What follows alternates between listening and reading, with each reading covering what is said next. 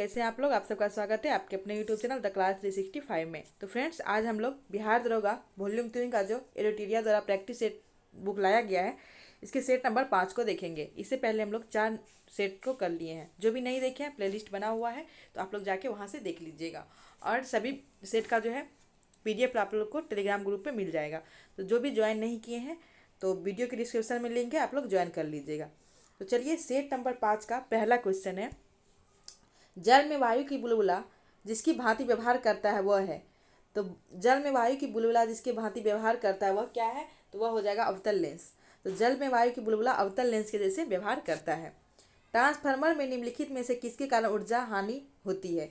तो ट्रांसफार्मर में किसके कारण ऊर्जा हानि होती है? तो ट्रांसफार्मर में जो है क्रूड का नर्म लोहे का बना होना, इसके कारण जो है ऊर्जा हानि होती है। तो क्रूड का जो नर्म लोहे का बना होता है, उसी के कारण जो है ट्रांसफार्मर में ऊर्जा की हानि होती है।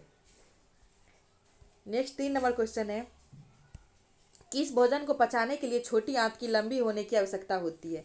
तो किस भोजन को पचाने के लिए जो है छोटी आंत की लंबी होने की आवश्यकता होती है? तो इसका आंसर हो जाएगा घास। तो घास को पचाने के लिए जो है छोटी आंत का लंबा होना जो है जरूरी है। किस प्रकार की कोशिका लंबी और शाखित होती है? तो किस प्रकार की कोशिका है जो लंबी और शाखित होती है? तो तंत्रिका कोशिका। तंत्रिका कोशिका जो है लंबी और शाखित होती है। नेक्स्ट क्वेश्चन है, निम्नलिखित में से कौन सा पादप जगत द्विबीजपत्री और एक बीजपत्री में विभक्त होता है? तो कौन सा पादप जगत है जो द्विबीजपत्री और एक बीजपत्री में विभक्त होता है? तो इसका आंसर हो जाएगा एंजियोस्पर्म। एंजियोस्पर्म आवृत्तिबीजी जो है, ये जो है द्विबीजपत्री और एक बीजपत्री में विभक्त होता है। तो इसका आंसर हो जाएगा एंजियोस्पर्म। नेक्स्ट है, बंदर के काटने से होने वाले रोग कौन से हैं? तो बंदर के काटने से होने वाला रोग कौन सा हो जाएगा? रेबीज। तो बंदर के काटने से होने वाला रोग रेबीज हो जाएगा। नेक्स्ट है, वृद्ध व्यक्ति को मोतियाबिंद हो जाने पर क्या हो सकता है? तो वृद्ध व्यक्ति को मोतियाबिंद हो जाने पर क्या हो जाएगा? तो इसमें जो है वृद्धावस्था में व्यक्तियों की क्रिस्टलीय लेंस दूधिया और धुंधला हो जाता है। तो वृद्ध व्यक्ति को जो मोतियाबिंद हो जाएगा, तो इसमें क्या होगा? व्यक्ति की क्रिस्टलीय लेंस जो है दूधिया और धुंधला हो जाता है। चलिए, नेक्स्ट क्वेश्चन है, IVF। IVF के संबंध में निम्नलिखित में से कौन सा कथन गलत है? तो IVF जो है, इसके संबंध में कौन सा कथन गलत है? IVF को क्या बोलते हैं? इन वैट्रो फर्टिलाइजेशन। इनके बारे में कौन सा कथन जो है गलत है? चलिए देखते हैं। यह जो है एक स्वस्थ स्पर्म को प्रत्येक परिपक्व अंडे में सीधे इंजेक्ट करने के लिए इंट्रासाइटोप्लाज्मिक स्पर्म इंजेक्शन का उपयोग किया जाता है। माँ के गर्भाशय से एग्स निकालने के लिए कैथेटर का उपयोग किया जाता है। कनुप्रिया अग्रवाल भारत की पहली टेस्ट ट्यूब बेबी है। तो इसमें से बोला गया है IVF के बारे में कौन सा कथन जो है इसमें गलत है? तो इसमें गलत हो जाएगा, माँ के गर्भाशय से एग्स निकालने के लिए जो है कैथेटर का उपयोग किया जाता है, ये गलत है। माँ के गर्भाशय से एग्स निकालने के लिए जो है सक्शन विधि का प्रयोग किया जाता है। तो माँ के जो है एग्स निकालने के लिए गर्भाशय से सक्शन विधि का प्रयोग किया जाता है। तो ये गलत हो जाएगा, ऑप्शन नंबर बी। चलिए, नेक्स्ट 9 नंबर क्वेश्चन है। तो नेक्स्ट क्वेश्चन है, दृष्टिपटल रेटिना पर जो चित्र बनता है वह कैसा होता है? तो रेटिना पर जो चित्र बनता है वह वस्तु से छोटा होता है, वह उल्टा होता है। तो दृष्टिपटल या रेटिना पे जो चित्र बनता है वस्तु से छोटा और उल्टा होता है। नेक्स्ट है, जर्मन सिल्वर मिश्र धातु है, इसके अवयव है। तो जर्मन सिल्वर जो है ये मिश्र धातु है, इसके अवयव कौन कौन सा हो जाएगा? तो इसके जर्मन सिल्वर जो है इनके अवयव हो जाएगा तांबा, निकेल और जिंक। तो जर्मन सिल्वर में जो है तांबा, निकेल और जिंक पाया जाता है। यह एक मिश्र धातु है जिसमें तांबा, निकेल और जिंक पाया जाता है। अदरक तना है जड़ नहीं, क्योंकि? तो अदरक तना है जड़ नहीं क्योंकि इसमें नोड और इंटर नोड होते हैं। तो अदरक में नोड और इंटर नोड होते हैं, तो यह तना है जड़ नहीं। नेक्स्ट देखिए, कौन सा युग सुमेलित नहीं है? तो मानव रोग और रोग वाहक सूक्ष्मजीव जो है इसमें दिया गया है। तो इसमें देखिए, मलेरिया प्रोटोजोआ से सब सही है, हेपेटाइटिस ए वायरस से ये भी सही है, टाइफाइड जीवाणु से ये भी सही है। खसरा जो है जीवाणु से, ये गलत है। खसरा जो है ये जीवाणु से नहीं होता है, ये वायरस से होता है। तो खसरा जीवाणु से नहीं होता है, ये वायरस से होता है, तो यही इसमें गलत है। तो खसरा वायरस से होता है, तो ये गलत है। तो इसका आंसर नंबर डी हो जाएगा, इसमें गलत है। नेक्स्ट है, मनुष्य के शरीर में पाए जाने वाले तत्वों को आरोही क्रम में व्यवस्थित कीजिए। तो मनुष्य के शरीर में पाए जाने वाले तत्व को आरोही क्रम में व्यवस्थित करना है। तो आरोही मतलब कम से ज़्यादा की ओर। तो चलिए देखते हैं। तो मनुष्य के शरीर में सबसे ज़्यादा क्या पाया जाता है? तो ऑक्सीजन। इसमें सबसे पहले हो जाएगा ऑक्सीजन, फिर कार्बन, इसके बाद हो जाएगा नाइट्रोजन, इसके बाद कैल्शियम और सबसे कम मात्रा में हाइड्रोजन। तो ऑप्शन नंबर डी इसका सही हो जाएगा, सबसे कम हाइड्रोजन, फिर कैल्शियम, नाइट्रोजन, कार्बन और ऑक्सीजन। चलिए नेक्स्ट है, निम्नलिखित में से किस विटामिन को हार्मोन माना जाता है? तो कौन सा विटामिन जिसे हार्मोन माना जाता है? तो विटामिन डी को। तो विटामिन डी को जो है हार्मोन माना जाता है। रक्त में हीमोग्लोबिन बनाने के लिए निम्नलिखित में से क्या आवश्यक है? तो रक्त में हीमोग्लोबिन बनाने के लिए क्या आवश्यक है? आयरन। तो रक्त में हीमोग्लोबिन बनाने के लिए आयरन आवश्यक है। नेक्स्ट है, निम्नलिखित युग्म में गलत का जो है चयन करना है। तो इसमें गलत कौन सा है? तो गलत कौन सा है इसको देखते हैं। तो ऑडियोमीटर वाहन द्वारा तय की गई दूरी। तो ऑडियोमीटर वाहन द्वारा तय की गई दूरी। क्रायोमीटर रॉकेट इंजन की क्षमता। तो ये गलत हो जाएगा। क्रायोमीटर जो है इसमें रॉकेट इंजन की क्षमता नहीं, इसमें जो निम्न ताप मापा जाता है। फिर है ग्रेविमीटर गुरुत्वाकर्षण क्षेत्र की परिवर्तन, और फोनोमीटर ध्वनि की तीव्रता। तो क्रायोमीटर जो है रॉकेट इंजन की क्षमता, ये गलत हो जाएगा। इससे निम्न ताप जो है मापा जाता है। नेक्स्ट है, लोहे की कील पारे पर क्यों तैरती है? क्योंकि वह पानी में डूब जाती है। लोहे की कील पारे पर क्यों तैरती है जबकि वह पानी में डूब जाती है? तो लोहा का कील जो है ये पारे पर तैरती है और पानी में डूब जाती है। इसका क्या कारण है? इसका कारण लोहे का अपेक्षित घनत्व पानी से अधिक तथा पारे से कम होता है। तो ये घनत्व पर निर्भर करता है। तो लोहे का जो घनत्व है ये पानी से अधिक और पारे से कम होता है, इसलिए यह पानी में डूब जाती है और पारे पर तैरती है। नेक्स्ट क्वेश्चन है, फिनोप्थिलीन अम्ल के साथ अभिक्रिया कर जो है कौन सा रंग में बदल जाता है? तो फिनोप्थिलीन जो है ये जो है अम्ल के साथ अभिक्रिया करके इसमें कोई परिवर्तन नहीं होता है। तो फिनोप्थिलीन को अम्ल के साथ अभिक्रिया करने पर कोई परिवर्तन नहीं होता है। नेक्स्ट है, एक्वारेजिया अम्लराज के संदर्भ में असत्य है। तो अम्लराज के संबंध में क्या असत्य है? तो चलिए देखते हैं। यह सांद्र HNO3 एवं सांद्र HCl का ताजा मिश्रण है। तो ये सही है। इसमें HNO3 एवं HCl का अनुपात क्रमशः 3:1 होता है। तो ये जो है यही गलत है। यह प्रबल संक्षारक है, ये भी सही है। इसमें कौन सा असत्य है? तो इसका जो है HNO3 एवं HCl का अनुपात होता है तो 1:3 होता है। तो जिसमें 3 है वो 1 होता है, जिसमें 1 है वो 3 होता है। तो इसका अनुपात 1:3 होता है, ये गलत है। बाकी जिसमें है सब सही है। चलिए नेक्स्ट है, अम्ल वर्षा किनके द्वारा होने वाले पर्यावरण प्रदूषण के कारण होता है? तो अम्ल वर्षा जो है किनके द्वारा होने वाले पर्यावरण प्रदूषण के कारण होता है? तो ये नाइट्रोजन ऑक्साइड और सल्फर ऑक्साइड के कारण जो है प्रदूषण के कारण होता है अम्ल वर्षा। चलिए नेक्स्ट क्वेश्चन है, मुगल प्रशासन में कौन सा अधिकारी राजा और प्रशासन के बीच मुख्य कड़ी था? तो मुगल प्रशासन में कौन सा अधिकारी था जो राजा और प्रशासन के बीच मुख्य कड़ी था? जिसका आंसर हो जाएगा वजीर। तो मुगल प्रशासन में वजीर जो था ये राजा और प्रशासन के बीच मुख्य कड़ी था। नेक्स्ट है, साइमन कमीशन के संबंध में कौन सा कथन असत्य है? कांग्रेस ने साइमन कमीशन का बहिष्कार किया। तो ये सही है। हिंदू महासभा तथा मुस्लिम लीग ने भी कमीशन का विरोध किया। तो ये भी सही है। इस कमीशन में सभी वर्गों एवं दलों में फूट डाल दी गई। तो ये जो है ये गलत हो जाएगा। अनेक भारतीय राष्ट्रवादी में संवैधानिक सुधार के लिए एक वैकल्पिक योजना बनाकर साइमन कमीशन को चुनौती जवाब देने का प्रयास किया गया। तो ये सभी सही है। इस कमीशन में सभी वर्गों एवं दलों में फूट डाल दी, ये जो है ये असत्य हो जाएगा, ऐसा नहीं हुआ था। नेक्स्ट है, इंडियन इंडिपेंडेंस लीग की स्थापना किसके द्वारा की गई? तो इंडियन इंडिपेंडेंस लीग जो है इसकी स्थापना किसके द्वारा की गई थी? तो इसका आंसर हो जाएगा रास बिहारी बोस के द्वारा। तो इंडियन इंडिपेंडेंस लीग की स्थापना जो है रास बिहारी बोस के द्वारा की गई थी।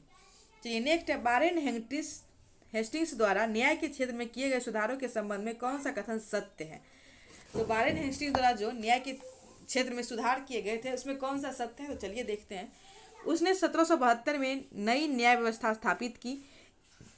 इस व्यवस्था में दीवानों और फौजदारी अदालतों का गठन का प्रावधान था, ये भी सही है। दीवानी अदालतों के मुखिया यूरोपीय जिला कलेक्टर होते थे, तो ये भी सही है। तो कौन सा कथन सत्य है? तो सभी कथन इसमें सत्य है वारेन हेस्टिंग्स द्वारा किए गए न्याय क्षेत्र में सुधार के लिए। चलिए नेक्स्ट 25 नंबर क्वेश्चन है, निम्नलिखित को सही कालक्रम के अनुसार व्यवस्थित कीजिए। तो इसमें से सही कालक्रम के अनुसार जो है व्यवस्थित करना है। तो सबसे पहले है लॉर्ड कर्जन। तो कर्जन का काल कब से कब तक है? तो 1899 से 1905 तक। तो इसका समय था 1899 से 1905 5 तक। फिर है लॉर्ड हार्डिंग, तो हार्डिंग का काल था 1910 से 16। फिर है चेम्सफोर्ड, तो चेम्सफोर्ड का टाइम था 1916 से 21। चेम्सफोर्ड 1916 से 21। और इरविन, इरविन का था 1926 से 31। तो देखिए सबसे पहले हो जाएगा इसमें लॉर्ड कर्जन, तो कर्जन एक एक हो जाएगा। इसके बाद हो जाएगा हार्डिंग का 10 से 16, तो एक के बाद 3 हो जाएगा, फिर 2 और 4, तो 1 3 2 और 4 इसका आंसर हो जाएगा। नेक्स्ट, निम्नलिखित में से किसने भारतीय राष्ट्रीय कांग्रेस के अधिक अध्यक्षता की है? तो इसमें से कौन है जो भारतीय राष्ट्रीय कांग्रेस के जो है, इस क्वेश्चन है जो किसने भारतीय राष्ट्रीय कांग्रेस के अधिवेशन की अध्यक्षता की है? तो इसमें से किसके द्वारा जो है भारतीय राष्ट्रीय कांग्रेस के अधिवेशन की अध्यक्षता की गई थी? देखिए बदरुद्दीन तैयब जी द्वारा किया गया था भारतीय राष्ट्रीय कांग्रेस की अध्यक्षता। इसके बाद आपको जो है ए हुम के द्वारा नहीं किया गया था, ये तो कांग्रेस के संस्थापक ही थे, तो ए हुम नहीं होगा, बदरुद्दीन तैयब जी हो जाएगा। उसके बाद रमेश चंद्र दत्त हो जाएगा और गोपाल कृष्ण गोखले हो जाएगा। तो इसमें 2 3 5 इनका आंसर हो जाएगा। तो 2 3 5 ऑप्शन नंबर सी आंसर हो जाएगा। ए हुम इसके संस्थापक थे और विजय लक्ष्मी पंडित द्वारा जो है कांग्रेस अधिवेशन की अध्यक्षता नहीं की गई थी। तो इसका आंसर 2 3 5 हो जाएगा। नेक्स्ट है बज्जी संघ का वर्णन सर्वप्रथम किस ग्रंथ में मिलता है? तो बज्जी संघ का वर्णन जो है किस ग्रंथ में मिलता है? तो बज्जी संघ का वर्णन जो है ये दीर्घ निकाय में मिलता है। तो बज्जी संघ का वर्णन दीर्घ निकाय में मिलता है। जोड़वे संस्कृति के संबंध में निम्न कथन पर विचार कीजिए। तो जोड़वे संस्कृति के संबंध में चलिए देखते हैं क्या है। जोड़वे एक नगरीय संस्कृति का प्रतिनिधित्व करता था। यह कोकण के तट प्रदेश में फैली थी। इमाम गांव के नगरीकरण के प्रमाण मिलते हैं। तो इसमें जो है पूछा गया कौन सा कथन सत्य है, तो इसमें से कौन सा कथन सत्य है इसके बारे में देखना है। तो इसमें जो है जोड़वे एक नगरीय संस्कृति का प्रतिनिधित्व करता था, ये कथन जो है गलत हो जाएगा। बाकी 2 और 3 जो है इसमें सत्य है। तो इसका आंसर हो जाएगा 2 और 3, क्योंकि इस कहीं बस्तियों के रूप में बटा हुआ था, तो हो सकता है ईमानगांव जो था ये नगरीय बस्ती थे, ऐसा प्रमाण मिला है, लेकिन ये नगरीय संस्कृति थी पूर्ण रूप से, ऐसा कुछ प्रमाण नहीं मिला है। नेक्स्ट, निम्नलिखित में कौन सा एक बौद्ध मत के निर्वाह अवधारणा के सर्वश्रेष्ठ व्याख्या करता है? तो बौद्ध मत का कौन सा इसमें जो अवधारणा का सर्वश्रेष्ठ व्याख्या करता है? तो इसमें हो जाएगा तृष्णा रूपी अग्नि का समन। तो ये तृष्णा रूपी अग्नि का समन जो है बौद्ध मत के निर्वाह अवधारणा का जो है सर्वश्रेष्ठ व्याख्या करता है। चलिए नेक्स्ट हो जाएगा, निम्नलिखित में से मौर्य साम्राज्य के पतन का क्या कारण था? तो मौर्य साम्राज्य के पतन का इसमें से क्या कारण हो जाएगा? ब्राह्मणों की प्रतिक्रिया, वित्तीय संकट, दमनकारी शासन। तो इसमें से जो है सभी हो जाएगा। तो मौर्य साम्राज्य के पतन का कारण सभी हो जाएगा, ब्राह्मण की प्रतिक्रिया, वित्तीय संकट और दमनकारी शासन। नेक्स्ट, अग्रहारिक नामक अधिकारी निम्नलिखित में से किस की देखभाल करता था? तो अग्रहारिक नामक जो है अधिकारी ये किसकी देखभाल करता था? तो ये धार्मिक न्याय का जो है देखभाल करता था अग्रहारी नामक जो है अधिकारी। नेक्स्ट, तालीकोटा या राक्षस तंगरी का युद्ध कब और कहाँ लड़ा गया था?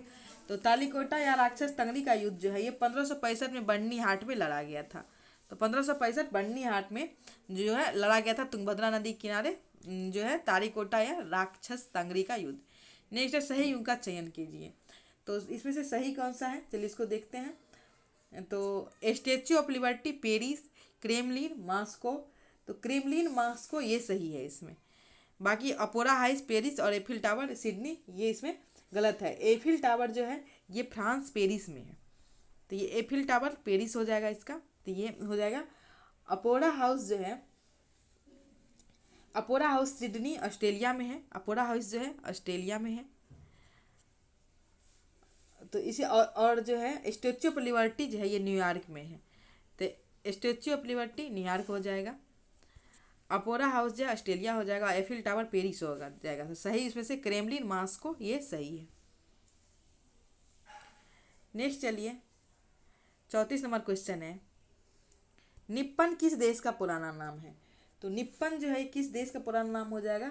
तो निप्पन जो है ये जापान का पुराना नाम है। निप्पन जापान का पुराना नाम है।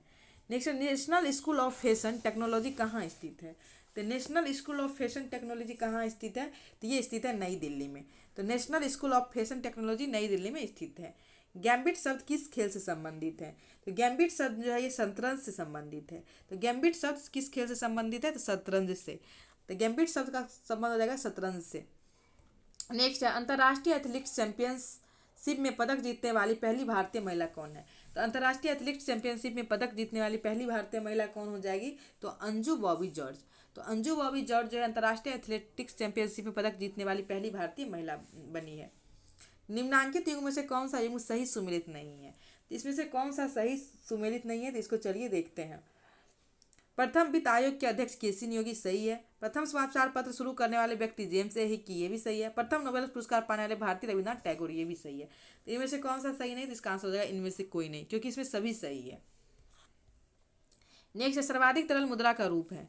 तो सर्वाधिक तरल मुद्रा का रूप क्या हो जाएगा? तो सर्वाधिक तरल मुद्रा का रूप होता है M1। तो सर्वाधिक तरल मुद्रा का रूप M1 है। राष्ट्रीय सांख्यिकी दिवस कब मनाया जाता है? तो राष्ट्रीय सांख्यिकी दिवस 29 जून को मनाया जाता है। तो राष्ट्रीय सांख्यिकी दिवस 29 जून को मनाया जाता है। नेक्स्ट है, माई कंट्री माई लाइफ पुस्तक किसके द्वारा लिखा गया है? तो माई कंट्री माई लाइफ पुस्तक किसके द्वारा लिखा गया है? तो LK आडवाणी द्वारा।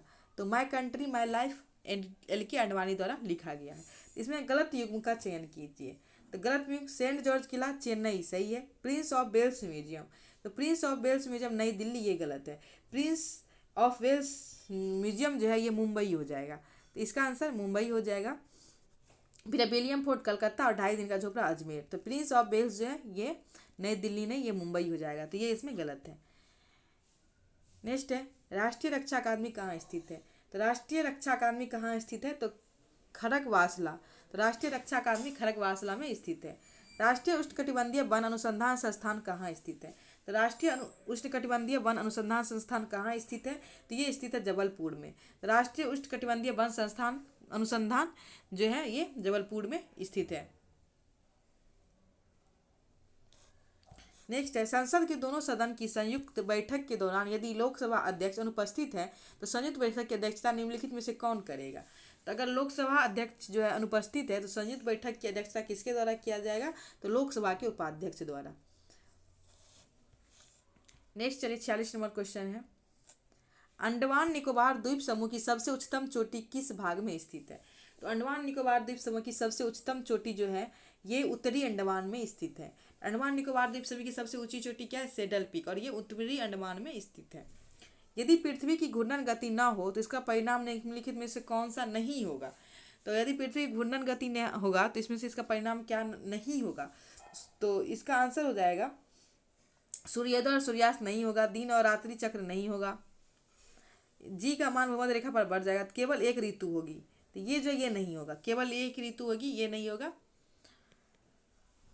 बाकी निम्नलिखित में से कौन सुमेलित नहीं है? तो इसमें से कौन सा सुमेलित नहीं है? तो देखिए, बनिहाल दर्रा जम्मू कश्मीर।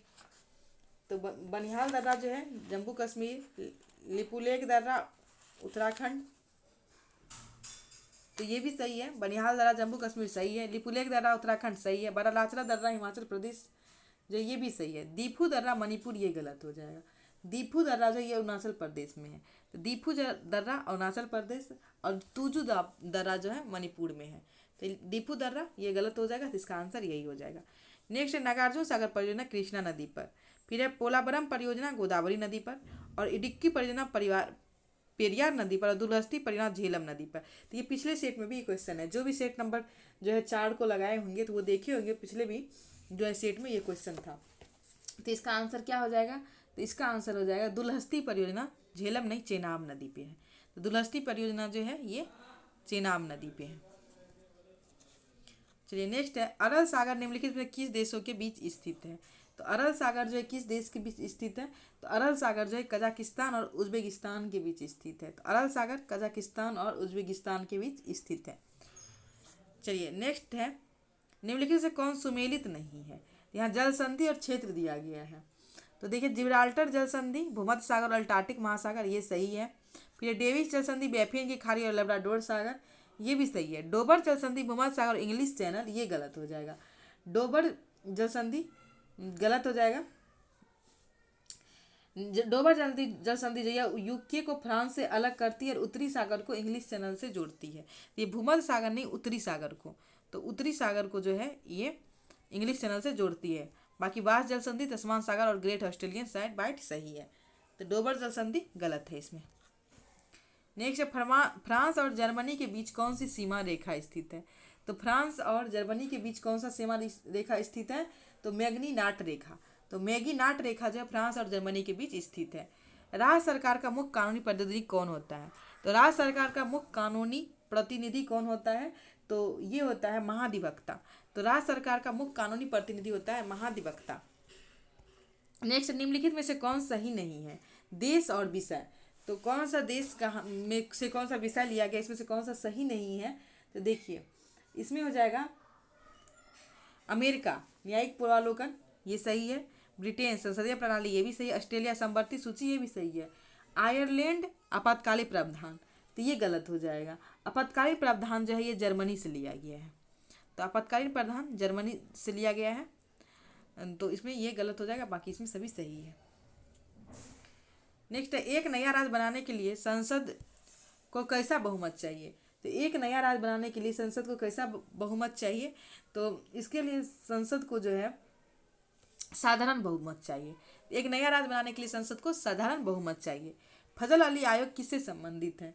तो फजल अली आयोग जो संबंधित है राज्य पुनर्गठन से, तो फजल अली आयोग का संबंध है राज्यों का पुनर्गठन से। उपाधियों का अंत किस अनुच्छेद से संबंधित है? तो उपाधियों का अंत जो अनुच्छेद 18 से संबंधित है, तो उपाधियों का अंत अनुच्छेद 18 से संबंधित है। नेक्स्ट है, रेलवे बजट को आम बजट से कब अलग किया गया? तो रेलवे बजट को आम बजट से कब अलग किया गया है? तो 1924 में। तो रेलवे बजट को आम बजट से 1924 में अलग किया गया है। 74वां संविधान संशोधन किस विषय से संबंधित है? तो 74वां संविधान संशोधन जो नगर पालिका से संबंधित है, तो 74वां संविधान संशोधन नगर पालिका से संबंधित है। नेक्स्ट है, गाडगिल फार्मूला किस एक से संबंधित है? तो गाडगिल फार्मूला का संबंध किससे हो जाएगा? तो गाडगिल फार्मूला का संबंध है राज्यों को केंद्र ये सहायता के आवंटन से। तो गाडगिल फार्मूला का संबंध है राज्यों को केंद्रीय सहायता के आवंटन से। नेक्स्ट चलिए, नेक्स्ट एक्स्ट्रा नंबर क्वेश्चन है, हाल ही में किस देश ने प्रधानमंत्री नरेंद्र मोदी को शुभ दरुमा गुड़िया भेंट किया है? तो नरेंद्र मोदी को किस देश द्वारा जो है शुभ दरुमा गुड़िया भेंट किया गया है? तो ये भेंट किया गया है जापान के द्वारा। तो जापान के द्वारा नरेंद्र मोदी को शुभ दरुमा गुड़िया भेंट किया गया है। नेक्स्ट, संयुक्त राष्ट्र आंतरिक न्याय परिषद के अध्यक्ष कौन बने हैं? तो संयुक्त राष्ट्र आंतरिक न्याय परिषद के अध्यक्ष कौन बने हैं? तो मदन बी लोकुर। तो इसका आंसर मदन बी लोकुर हो जाएगा। दुर्गेश अरण्य प्राणी उद्यान कहाँ है? तो दुर्गेश अरण्य प्राणी उद्यान कहाँ है? तो हिमाचल प्रदेश में। तो दुर्गेश अरण्य प्राणी उद्यान जो हिमाचल प्रदेश में है। नेक्स्ट, हाल ही में चर्चा में रही राजो की बावली किस शहर में स्थित है? तो राजो की बावली किस शहर में स्थित है? तो नई दिल्ली में। तो हाल में चर्चा में रही राजो की बावली जो नई दिल्ली में स्थित है। नेक्स्ट है, हेनले पासपोर्ट इंडेक्स 2025 में भारत का कौन सा स्थान है? तो हेनले पासपोर्ट इंडेक्स 2025 में भारत का कौन सा स्थान हो जाएगा? तो 85वां। तो भारत का 85वां स्थान है। नेक्स्ट है, वैश्विक पवन रिपोर्ट 2025 के बारे में क्या कथन सत्य है? तो वर्ष 2024 में कुल 117 गीगावाट नई पवन ऊर्जा क्षमता जोड़ी गई। भारत कुल स्थापित पवन ऊर्जा क्षमता के मामले में तीसरे स्थान पर है। पूरे विश्व में अमेरिका शीर्ष पवन उत्पादक देश रहा है। तो इनमें से सभी, इनमें से कौन सा कथन सत्य है? तो इसका हो जाएगा ऑप्शन नंबर ए जो है ये इसमें जो है सत्य है।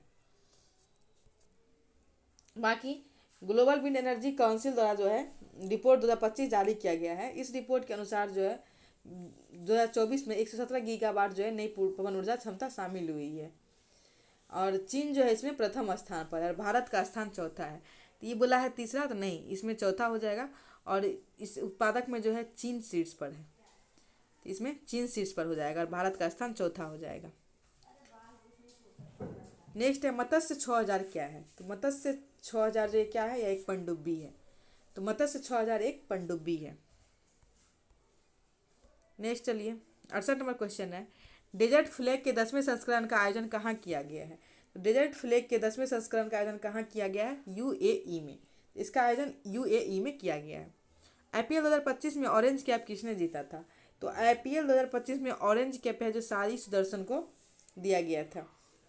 नेक्स्ट, आईसीसी विश्व टेस्ट चैंपियनशिप 2025 में किस देश ने हासिल की है? तो आईसीसी विश्व टेस्ट चैंपियनशिप 2025 किस देश के द्वारा हासिल किया गया है? तो ये हासिल किया गया दक्षिण अफ्रीका के द्वारा। तो दक्षिण अफ्रीका के द्वारा जो है आईसीसी विश्व टेस्ट चैंपियनशिप 2025 जो है आयोजित किया गया है। ऑस्ट्रेलिया को दक्षिण अफ्रीका ने हरा के ये कप अपने नाम किया है। इजराइल के हमले की प्रतिक्रिया में ईरान ने कौन सा ऑपरेशन चलाया? तो इजराइल के हमले के जो है प्रतिक्रिया में जो है ईरान ने ऑपरेशन ट्रू प्रॉमिस 3 चलाया था। तो ऑपरेशन ट्रू प्रॉमिस जो है 3 चलाया गया था। ऑपरेशन मिड नाइट हैमर जो है ये चलाया गया था अमेरिका के द्वारा, और इजराइल के द्वारा चलाया गया था राइजिंग लायन। नेक्स्ट है, वर्तमान में रेलवे सुरक्षा बल के महानिदेशक कौन है? तो रेलवे सुरक्षा बल के महानिदेशक कौन हो जाएंगे? तो ये रहेंगे सोनाली मिश्रा। तो वर्तमान में रेलवे सुरक्षा बल के महानिदेशक सोनाली मिश्रा हो जाएंगे। नेक्स्ट, आरबीआई के 26वें गवर्नर कौन बने हैं? तो आरबीआई के 26वें गवर्नर बने हैं संजय मल्होत्रा। तो आरबीआई के 26वें गवर्नर संजय मल्होत्रा बने हैं। फरवरी 2025 में C.K. Naidu life time achievement award किसे दिया गया? तो ये दिया गया है सचिन तेंदुलकर को। तो C.K. Naidu life time achievement award जो है सचिन तेंदुलकर को दिया गया है। नेक्स्ट है, विश्व खाद्य पुरस्कार 2025 किसे प्रदान किया गया है? तो विश्व खाद्य पुरस्कार 2025 किसे प्रदान किया गया है? तो ये प्रदान किया गया मारिया अंगेला हंगरिया को। तो विश्व खाद्य पुरस्कार 2025 जो है मारिया अंगेला हंगरिया को प्रदान किया गया है। सैयद मुश्ताक अली ट्रॉफी 2024-25 किस टीम ने जीता है? तो सैयद मुश्ताक अली ट्रॉफी 2024-25 किस टीम के द्वारा जीता गया है? तो महाराष्ट्र मुंबई के द्वारा जो है सैयद मुश्ताक अली ट्रॉफी 2024-25 जीता गया है। नेक्स्ट में, हाल ही में किस राज्य से संबंधित अंबाजी संगमरमर को जीआई टैग दिया गया है? तो अंबाजी संगमरमर को जो जीआई टैग दिया गया है गुजरात से संबंधित है। तो अंबाजी संगमरमर गुजरात से संबंधित है। वरिष्ठ नागरिक आयोग की स्थापना करने वाला पहला राज्य कौन सा है? तो वरिष्ठ नागरिक आयोग की स्थापना करने वाला पहला राज्य हो जाएगा केरल। तो वरिष्ठ नागरिक आयोग की स्थापना करने वाला पहला राज्य केरल हो जाएगा। नेक्स्ट है, 34वां व्यास सम्मान 2024 किस कृति को दिया गया? तो 34वां व्यास सम्मान 2024 जो है किसको दिया गया था? तो ये दिया गया है कौन देश के वासी बेनू की डायरी कीर्ति के लिए जो है सूर्यवाला को ये दिया गया था 34वां व्यास सम्मान 2024। वर्तमान में कुल शास्त्रीय भाषा की संख्या कितनी है? तो वर्तमान में जो कुल शास्त्रीय भाषा की संख्या कितनी हो जाएगी? 11। तो वर्तमान में कुल शास्त्रीय भाषाओं की संख्या 11 हो जाएगी। नेक्स्ट जो है 81 नंबर मैथ का क्वेश्चन है, इसको आप लोग सॉल्व कर लीजिएगा। इसका आंसर बी हो जाएगा। फिर है 82 नंबर, इसका आंसर भी बी हो जाएगा। नेक्स्ट 83 नंबर आप लोग इसको भी बना लीजिएगा, परसेंटेज से है, और इसका आंसर हो जाएगा 83 नंबर का डी, और 84 नंबर का आंसर हो जाएगा ए, और 85 का आंसर हो जाएगा 85 का आंसर हो जाएगा आपको बी, और 86 का आंसर हो जाएगा आपको सी, 87 का आंसर हो जाएगा आपको सी, 88 का आंसर हो जाएगा ए, और 89 का आंसर हो जाएगा बी। चलिए 90 नंबर क्वेश्चन का आंसर हो जाएगा आपको 90 नंबर क्वेश्चन का आंसर हो जाएगा ए। फिर 91 नंबर है, निम्न में से किस शब्द का प्रयोग हमेशा बहुवचन में होता है? इसमें से कौन सा शब्द है जिसका प्रयोग बहुवचन में होता है? देखिए, प्राण, आंसू, दर्शन, ये तीनों शब्द का जो है प्रयोग हमेशा बहुवचन में होता है। कभी एक प्राण एक दर्शन ऐसा नहीं बोला जाता है, ये सभी का प्रयोग जो है बहुवचन में होता है। निम्न में से कौन सा शब्द तत्सम है? तो इसमें से कौन सा शब्द तत्सम हो जाएगा? तो कृषक जो है तत्सम शब्द है। नेक्स्ट है, श्याम सुंदर में कौन सा समास है? तो श्याम सुंदर में कौन सा समास हो जाएगा? तो श्याम सुंदर में जो कर्मधारय समास है, श्याम सुंदर में कर्मधारय समास है। नेक्स्ट है, select the must appropriate synonym of given word. तो इसमें सिनोनिम कौन सा हो जाएगा? एरोगेंट। तो एरोगेंट के लिए जो है इसमें कौन सा सिनोनिम हो जाएगा? तो इसका आंसर हो जाएगा आपको हंगटी। तो हंगटी इसका हो जाएगा। Choose the most appropriated English word for न्यायिक निर्णय। तो न्यायिक निर्णय के लिए कौन सा इंग्लिश हो जाएगा? तो इसका इंग्लिश हो जाएगा आपको एडजस्टिकेशन जो है इसका इंग्लिश हो जाएगा। नेक्स्ट है, सार्वजनिक ऋण पर ब्याज कितना भाग है? तो सार्वजनिक ऋण पर ब्याज कितना भाग है? तो सार्वजनिक ऋण पर ब्याज जो है ये हो जाएगा सरकार द्वारा अंतरण भुगतान। तो सरकार द्वारा अंतरण भुगतान हो जाएगा सार्वजनिक ऋण पर ब्याज। नेक्स्ट, संज्ञानात्मक बेरोजगारी का क्या कारण है? तो संज्ञानात्मक बेरोजगारी का कारण क्या हो जाएगा? तो इसका कारण हो जाएगा आपको अपर्याप्त उत्पादन क्षमता। नेक्स्ट, निम्नलिखित में से कौन सा मांगजन्य कारक ऐसा है जिससे मुद्रास्फीति होती है? तो कौन सा मांगजन्य कारण है जिससे मुद्रास्फीति होती है? तो योजनेतर व्यय के कारण। संतुलन स्तर बिंदु पर निम्नलिखित में से क्या होता है? तो संतुलन स्तर बिंदु पर क्या होता है? न लाभ और न हानि। फिर नेक्स्ट है, आगत निगत विश्लेषण को प्रायः यह कहा जाता है। तो आगत निगत विश्लेषण को प्रायः क्या कहा जाता है? तो उपयुक्त में से कोई नहीं, इसका आंसर हो जाएगा लागत लाभ विश्लेषण सीमांत, इसमें कुछ नहीं होगा, तो उपयुक्त में से कोई नहीं, इसका आंसर हो जाएगा। चलिए, हम लोग का 100 क्वेश्चन पूरा हुआ। आप लोग को वीडियो में कैसा लगा बताइएगा और अपना स्कोर जरूर बताइएगा वीडियो में। Thank you so much.